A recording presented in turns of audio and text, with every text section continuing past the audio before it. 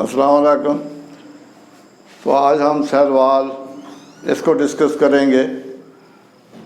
जैसे कि आप पहले कई दफ़ा जब पढ़ चुके हैं कि सेल वॉल ये outermost boundary plant cell में, कि प्लांट सेल में ये एक आउटर मोस्ट बाउंड्री होगी कि मसलन अगर इस तरह से हम जब बनाते हैं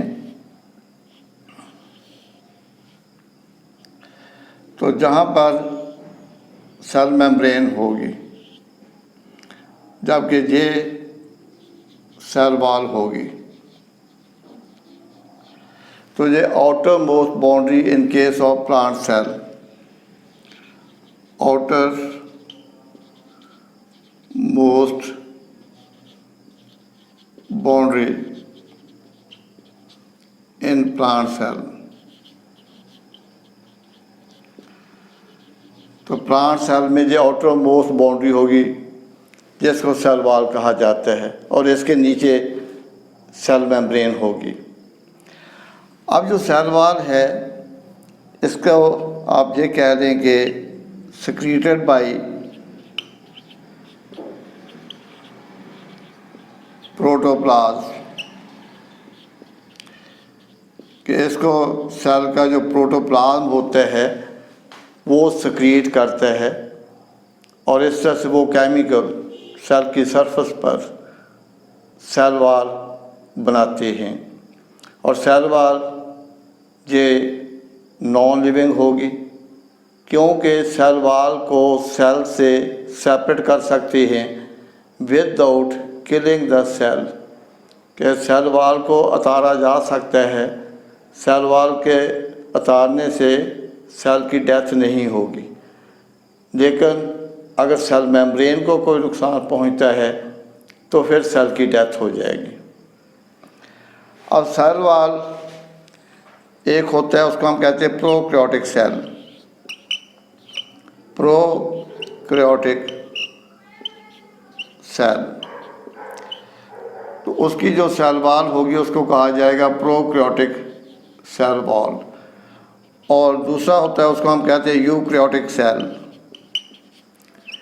यूकैरियोटिक सेल, तो उसकी सेल वॉल ये हो जाएगा यूकैरियोटिक सेल वॉल। अब ये जो दोनों हैं ये डिफ़र करती हैं,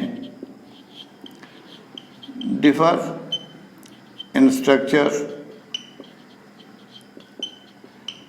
एंड केमिकल कंपोजिशन।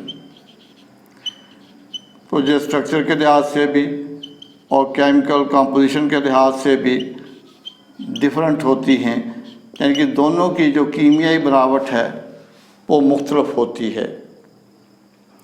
अब जो प्रोकैरियोटिक सेल वॉल, तो प्रोकैरियोटिक सेल वॉल में जो मटेरियल होते हैं उसको पेप्टाइडोग्लाइकेन कहा जाता है। पेप्टाइडोग्लाइकेन, ये हम बाद में डिटेल के साथ स्टडी करेंगे, या इसको म्यूरीन भी कहा जाता है, मोरीन। तो पेप्टाइडोग्लाइकेन भी इसको हम क्या देते हैं, मोरीन भी कहते हैं। अब जो पेप्टाइडोग्लाइकेन का जो लफ्ज़ है इसमें पहले आता है पेप्टाइडो। तो पेप्टाइड ये लफ्ज़ ये जब एंजाइम को कर रहे थे तो वहाँ पर मैंने बताया था कि जब अमाइनो एसिड एक दूसरे के साथ कंबाइन करते हैं तो उनके दरमियान जो बॉन्ड बनता है वो कार्बन और नाइट्रोजन के दरमियान बनता है। तो जो बॉन्ड कार्बन और नाइट्रोजन के दरमियान बनता है उसको पेप्टाइड बॉन्ड कहा जाता है। तो अमाइनो एसिड कंबाइन करते हैं पेप्टाइड बॉन्ड के ज़रिए, और जिसके नतीजे के तौर पर पॉलीपेप्टाइड चेन बनती है, और उस पॉलीपेप्टाइड चेन से फिर आगे प्रोटीन बनती है। तो पेप्टाइड से मुराद क्या होगा, इससे मुराद ये होगा short chain of amino acid, short chain of amino acid, कि अमाइनो एसिड्स की एक छोटी चेन होगी उसको कहा जाता है पेप्टाइडो। और ग्लाइकेन ये चेन ऑफ पॉलीसेक्राइड्स के लिए इस्तेमाल करते हैं, ग्लूकोज के लिए इस्तेमाल करते हैं। कार्बोहाइड्रेट के लिए इस्तेमाल करते हैं। पॉलीसेकेराइड ये कार्बोहाइड्रेट की एक टाइप है, कॉम्प्लेक्स कार्बोहाइड्रेट की, तो उनको पॉलीसेकेराइड्स कहा जाता है। तो दोनों आपस में लिंक हो जाती हैं चेन्स, जिससे ये कंपाउंड बनते हैं जिसको पेप्टाइडोग्लाइकेन कहा जाता है और इसको मुरीन भी कहा जाता है। जबकि जो यूकैरियोटिक सेल वॉल होती है तो इसमें सेलुलोज होगा, सेलुलोज फाइबर्स होती हैं। अब सेलुलोज जो है ये पॉलीसेकेराइड्स में आता है सेलुलोज, तो सेलुलोज फाइबर्स ये सेल वॉल बनाती हैं। कौन सी? यूकैरियोटिक सेल वॉल बनाती हैं। और जो सेल्स यानी उनकी जो सेल वॉल होती है वो मुख्तलिफ, उसकी जो थिकनेस है मुख्तलिफ सेल्स में मुख्तलिफ होगी, यानी उसकी मोटाई मुख्तलिफ सेल्स में मुख्तलिफ हो सकती है सेल वॉल की। तो अब हम देखेंगे कि सेल वॉल उसमें 3 लेयर्स पाई जाती हैं। तो सेल वॉल तो उसमें एक उसको हम कहते हैं प्राइमरी सेल वॉल और दूसरी उसको मिडल लैमिना कहा जाता है और जो तीसरी है लेयर उसको secondary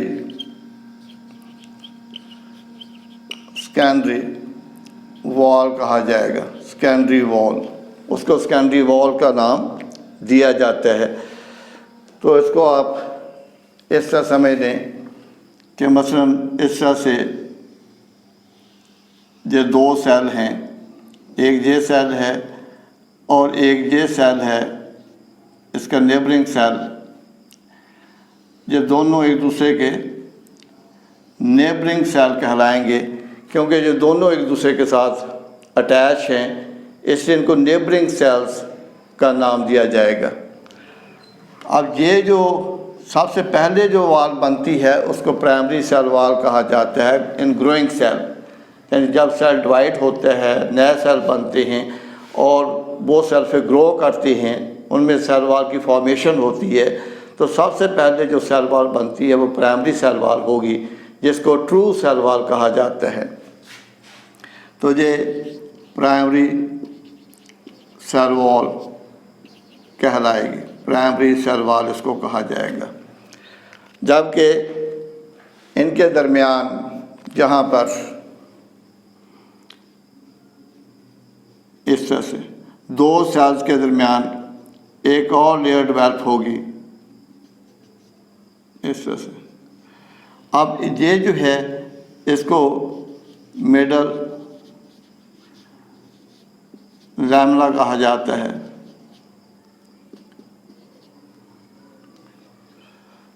middle lamina,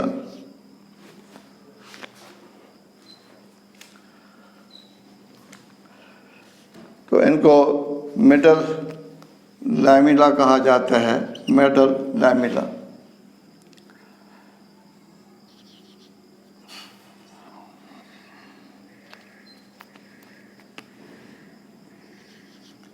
middle lamina. अब ये जो मिडल लैमिना है ये 2 सेल्स को आपस में अटैच रखते हैं। ये एक टाइप का सीमेंटिंग मटेरियल होता है, सीमेंटिंग मटेरियल।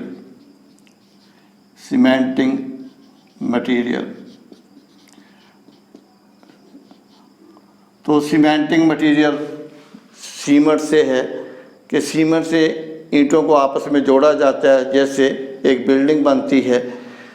तो ये मिडल लैमिना 2 सेल्स के दरमियान ये एक सीमेंटिंग मटेरियल होगा जो कि 2 सेल्स को आपस में अटैच करेगा, उसको मिडल लमेला कहा जाता है, और इसमें पैक्टिक सब्सटेंसेस मौजूद होते हैं।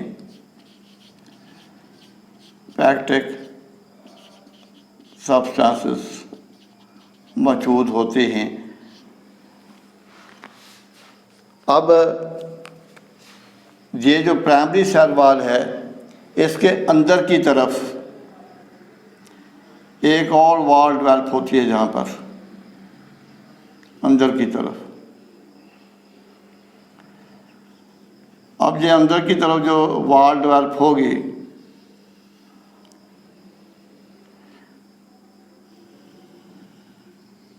जी, इसको कहते हैं secondary wall. This is called secondary wall. इसको सेकेंडरी वॉल कहा जाएगा, सेकेंडरी वॉल। तो इसको सेकेंडरी वॉल का नाम दिया जाएगा। अब जो सेकेंडरी वॉल है, ये प्राइमरी वॉल की अंदर वाली साइड पर डेवलप होगी, इसको सेकेंडरी वॉल का नाम दिया जाएगा। अब पहले हम प्राइमरी सेल वॉल उसको डिस्कस करते हैं। जैसे पहले मैंने बताया कि ये ट्रू सेल वॉल कहलाती है, ट्रू सेल वॉल कहलाती है, और ये ग्रोइंग सेल में सबसे पहले बनती है। अब इसकी केमिकल कंपोजिशन क्या है? केमिकल कंपोजिशन इसकी क्या होगी? केमिकल कंपोजिशन, तो केमिकल कंपोजिशन इसमें सेलुलोज और उसके साथ पैक्टन मटेरियल होंगे, पैक्टन, ये भी पॉलीसेकेराइड्स में आते हैं, सेलुलोज भी, पैक्टन भी। और तीसरा इसमें हेमी सेलुलोज, ये भी पॉलीसेकेराइड में आते हैं, जो कि कार्बोहाइड्रेट की एक टाइप है।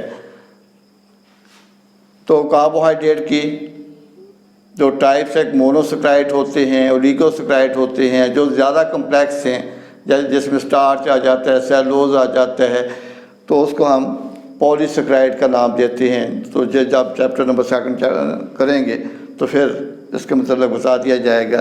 तो सेलुलोज, पैक्टन, हेमी सेलुलोजेस, तो ये इसकी केमिकल कंपोजिशन होगी। तो प्राइमरी सेल वॉल में जो सेलुलोज फाइबर्स होती हैं, इनकी अरेंजमेंट उसको क्रिस क्रॉस अरेंजमेंट कहा जाता है। Criss cross arrangement, criss cross arrangement of cellulose fibres. तो इन सेलुलोज फाइबर की क्रिस क्रॉस अरेंजमेंट होती है।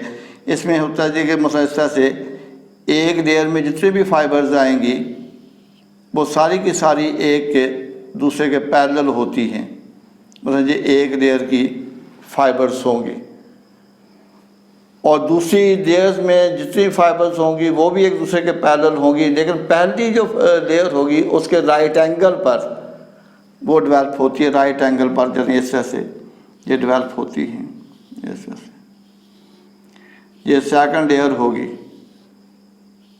Second layer. उसके बाद थर्ड लेयर फर्स्ट करेंगे, वो इस तरह से है। तो इसको कहते हैं क्रिस क्रॉस अरेंजमेंट। तो ये सेलुलोज फाइबर्स हैं, सेलुलोज फाइबर्स, और जिसकी वजह से प्राइमरी सेल वॉल में स्ट्रेंथ डेवलप होती है। तो जो प्राइमरी सेल वॉल होती है, ये कंपैरेटिवली ये थिन होगी, थिन होगी, फ्लेक्सिबल होगी, थिन होगी, फ्लेक्सिबल होगी, यानी इसमें लचक पाई जाती है। इसको प्राइमरी सेल वॉल कहा जाता है। अब जो सेकेंडरी सेल वॉल है, ये कंपैरेटिवली थिक होगी, ये कंपैरेटिवली थिक होगी, कंपैरेटिवली जो थिक होगी, कंपैरेटिवली थिक एंड रिजिड होगी।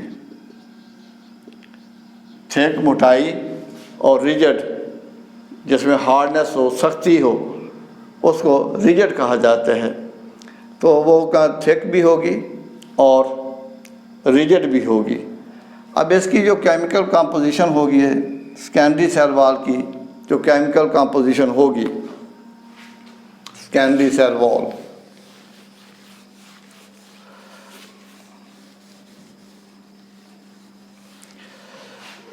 तो सेकेंडरी सेल वॉल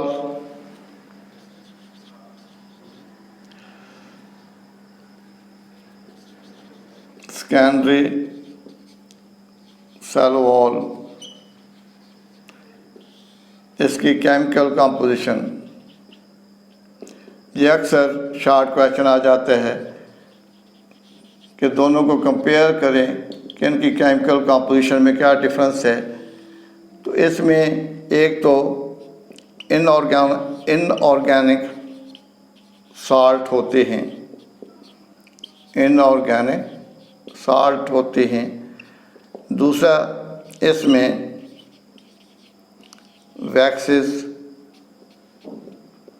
ये मोम को कहा जाता है, मोम को यानी जो लिपिड्स में आते हैं वैक्सेस, और उसके साथ क्यूटन और सिलिका।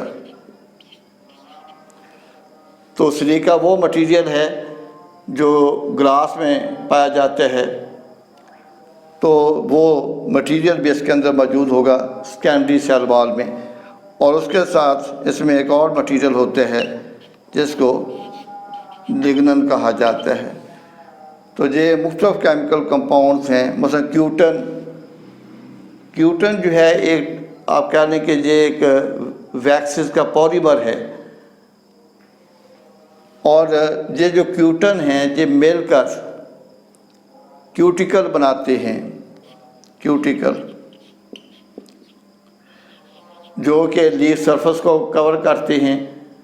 स्टेम उसके ऊपर डेवलप हो जाती है, लीफ की सरफेस के ऊपर डेवलप हो जाती है, उसको क्यूटिकल कहा जाता है। अब क्यूटिकल कैसे बनती है? क्यूटन से बनती है। तो क्यूटन ये वैक्स का पॉलीमर है। तो सिलिका, लिग्नन, ये तमाम चीज़ें किस में मौजूद होंगी? सेकेंडरी सेल वॉल में मौजूद होंगी। जैसे पहले मैंने बताया कि ये कंपैरेटिवली थिक होगी और रिजिड होगी। तो जो प्राइमरी वॉल है वो ग्रोइंग सेल में डेवलप होती है जब सेल ग्रो कर रहा हो, लेकिन ये लेट स्टेज पर ये डेवलप होती है जब सेल ग्रो नहीं कर रहा होता, तो उस वक़्त ये डेवलप होती है, जिसको सेकेंडरी सेल वॉल का नाम दिया जाता है। उसके बाद हम ये देखेंगे कि पहले वो मैंने पहले बता दिया कि प्रोकैरियोटिक सेल वॉल और यूकैरियोटिक सेल वॉल में क्या डिफरेंस होता है। तो फंगस की जो सेल वॉल होती है, फंगल सेल वॉल, तो fungal cell wall it is composed of chitin. ये काइटन की बनी होती है, काइटन। तो काइटन ये भी पॉलीसेकेराइड है, कार्बोहाइड्रेट है, उसको काइटन कहा जाता है। अब क्यूटन और काइटन में जो फ़र्क है कि क्यूटन जो है वो वैक्सी मटेरियल है, जबकि काइटन जो है ये पॉलीसेकेराइड में आता है, कार्बोहाइड्रेट में आता है। तो फंगस की सेल वॉल उसमें काइटन मौजूद होगा। अब आपको डिफरेंस वाज़ह यानी क्लियर हो गया होगा कि जो प्लांट की सेल वॉल है या यूकैरियोटिक सेल वॉल है उसमें सेलुलोज होगा, जबकि प्रोकैरियोट यानी जिसमें बैक्टीरिया आ जाते हैं, तो बैक्टीरिया की सेल वॉल में सेलुलोज नहीं होगा, काइटन नहीं होगी, वहाँ पर पेप्टाइडोग्लाइकेन होगा, म्यूरिन होगा। ये इनमें डिफरेंस है। अब आप देखेंगे इसका फंक्शन क्या होता है। तो फंक्शन इसका एक तो ये होगा कि ये प्रोवाइड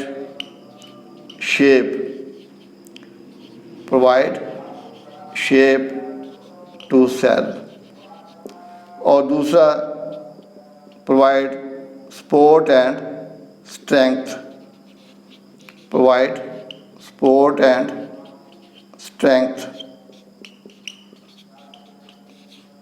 तो स्ट्रेंथ, और तीसरा ये सेल वॉल ये परमिएबल होती है,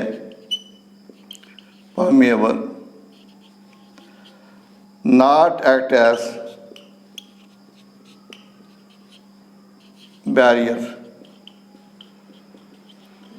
ये बैरियर के तौर पर एक्ट नहीं करती। जबकि आपने सेल मेम्ब्रेन में पढ़ा था कि सेल मेम्ब्रेन बैरियर के तौर पर एक्ट करेगी।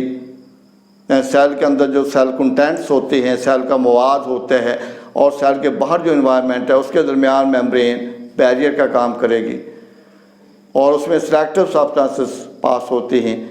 जबकि सेल वॉल ये बैरियर के तौर पर एक्ट नहीं करेगी, ये परमिएबल होगी। तो ये आज का आर्टिकल ख़त्म होता है। अल्लाह हाफ़िज़।